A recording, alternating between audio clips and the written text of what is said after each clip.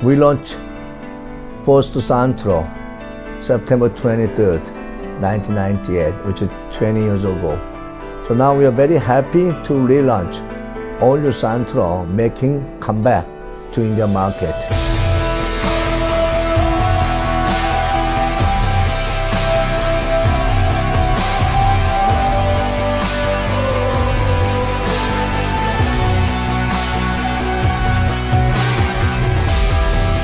The car seems very promising, also seems to have come at the right time for Hyundai. Despite it being a 20-year-old model in the sense the name is retained, but the product is improvised and completely refurbished. This is a car which looks so good that you want to own it the moment you see it, when you set your eyes on it. From the back, for me, it's still quintessentially Santro.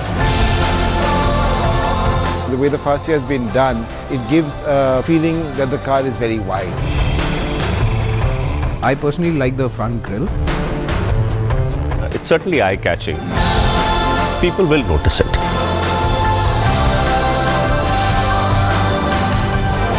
The biggest positive of Santro lies in the quality of fit and finish. Space-wise, I think Hyundai has done excellent job with this Santro.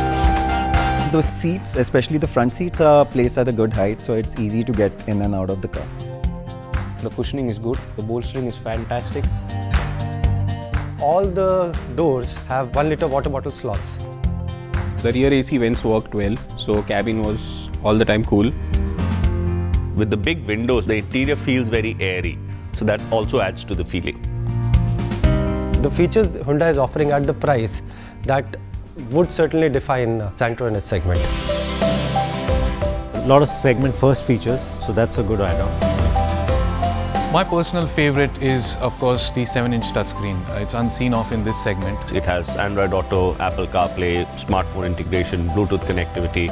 The rear view parking camera works very well. For this segment, I think it's one of the nicer audio systems that I've seen.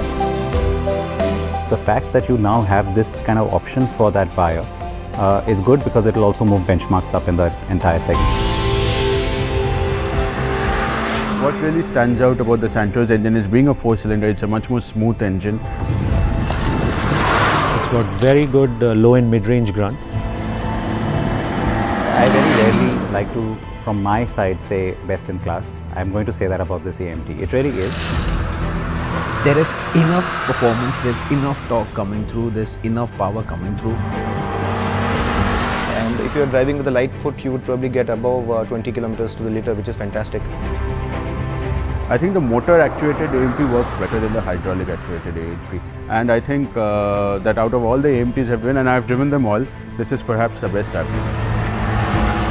Even in 3-digit speeds, the car felt stable, the steering is direct. The suspension quality is very good, very good. The bumps, etc. also it took on very well with the ground clearance of 165. I think well done for Indian roads. It's a very quiet cabin. There is no visible vibration. Inline 4-cylinder sounds great, and it is going to add that extra refinement when compared to 3 cylinders. That's the cherry on the top. Hyundai is giving ABS with EBD as standard. There's one airbag for the driver. There are 2 airbags as you go higher on the segment. Even the basic car is very safe, and that is what matters. The chassis is made of high-strength steel. It's more rigid, without really going through all sorts of reviews, newspaper articles, that it is going to be a much safer Santro. At that price point, if I have to recommend a car to my friends and family in this segment, the Santro has to be it. So I'm very clear about that. I think there was a lot of expectation around the car, a lot of anticipation as well. And in many ways, a lot of that has now been answered. I think the overall package is absolutely brilliant, and it's value for money to the customer.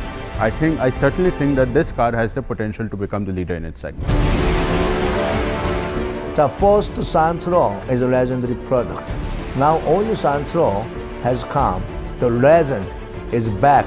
The dream is coming true. Hyundai.